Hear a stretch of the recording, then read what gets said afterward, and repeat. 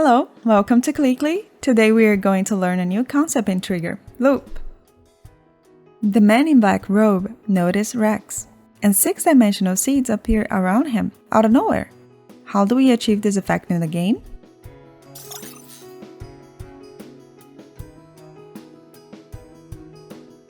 Loop, it means to perform an action repeatedly.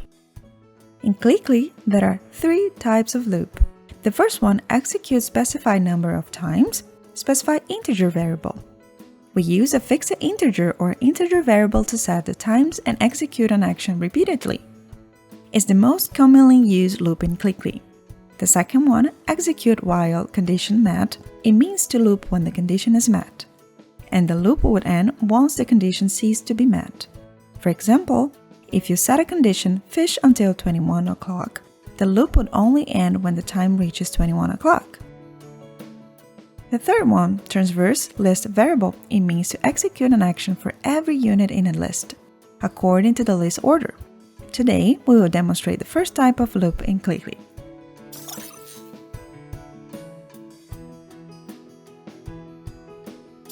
Step 1. Edit the terrain. First, we need to create a custom unit. The man in the black robe, renaming it to Bus. And the custom projectile, renaming it to Seed. Then, place the custom unit Bus and Ram on the map.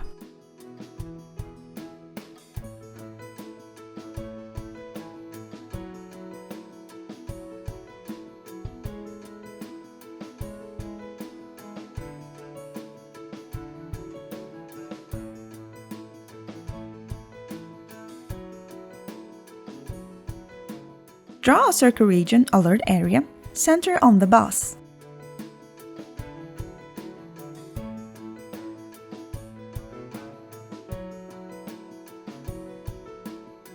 Step 2. Edit the trigger.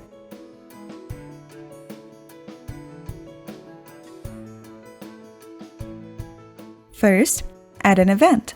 Select Unit, Generic Unit, Event in Region. Set the parameters to be Generic Unit Enter Alert Area.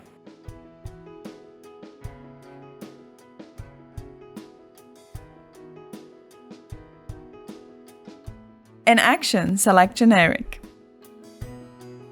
Loop a specific number of times. We need to create a variable times of type integer.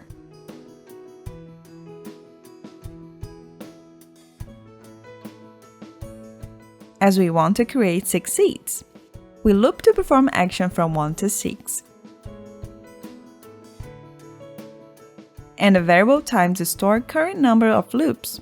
This means that on the first loop, times equal 1, and on the second loop, times equal 2.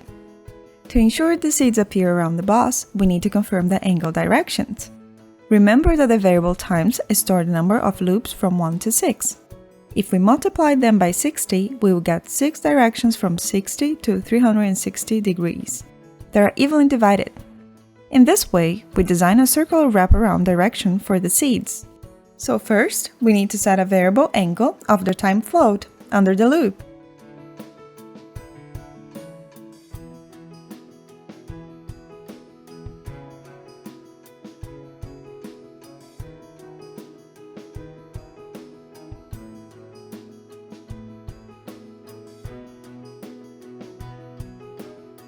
To calculate the directions, we select the function mathematical operations between real numbers.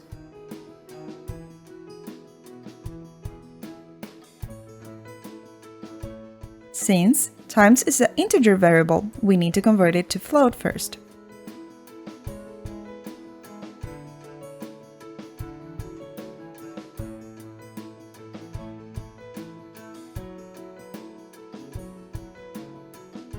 And then multiply by 60.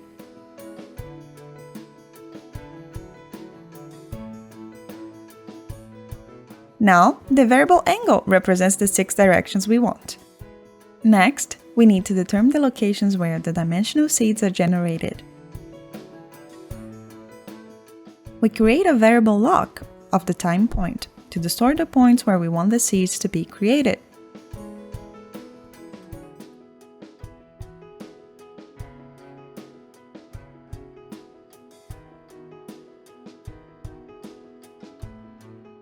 Then we use point_offset to vector to achieve our desired effect.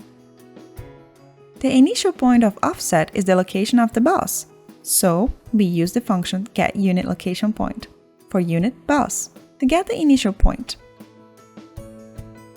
The offset direction is the variable angle. For the offset distance, we set it to 300, so you can set the distance based on your needs.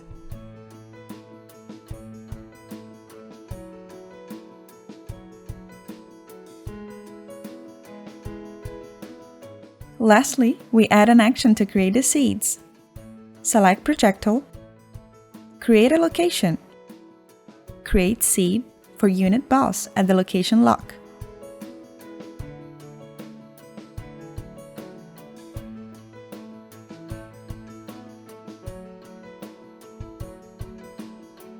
Click local variable to add a parameter duration.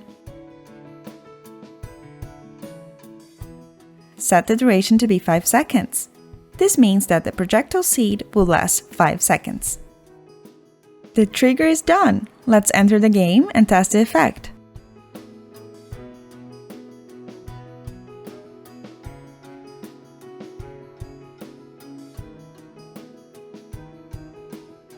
Did you get it?